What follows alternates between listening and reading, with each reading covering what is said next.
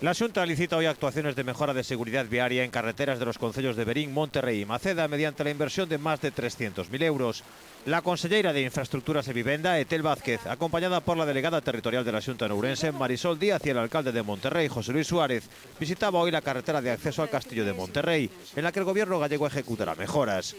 La consellera de Infraestructuras explicó que se trata de trabajos de acondicionado de 2 kilómetros, que además de mejorar la seguridad viaria de esta carretera, supone una apuesta por la comarca. Estamos a falar da mellora do acceso